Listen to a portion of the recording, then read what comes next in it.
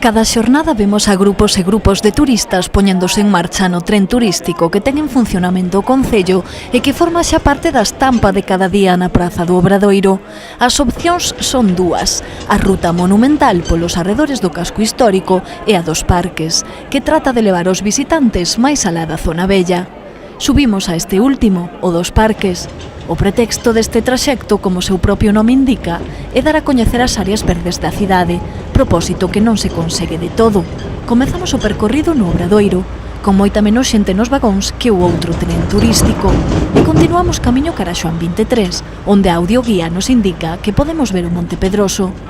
De aí, atravesamos o campus universitario norte, pasando a carón do auditorio e subindo por Vite cara a San Caetano. Polo camiño francés vemos como se achegan os peregrinos dende o Monte do Gozo. Pasamos as Cancelas avistando a estatua do Papa Bieito XVI, que conmemora a súa visita a Santiago no 2010. E xiramos cara ao barrio de Fontiñas, onde nos informan que se pode quedar no Parque Carlomagno. O tren chega logo a Sar, atravesando a súa histórica ponte, e continúa despois polo vial Clara Campoamor, para pasar por unha beira do Parque Eugenio Granel.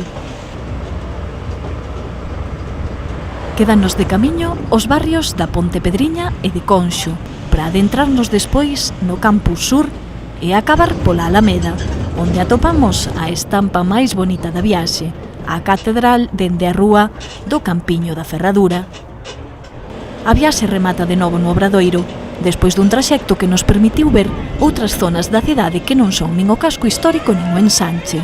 Para este cometido, pode ser máis ou menos interesante a ruta, aínda que quizáis habería que darlle unha volta a isto dos parques. Faltan espazos importantes e, evidentemente, si vemos zonas verdes, pero quizáis non nos causan unha idea demasiado atractiva dende o tren como para visitalas con máis tempo. Esta podería ser, iso sí, a ruta dos barrios.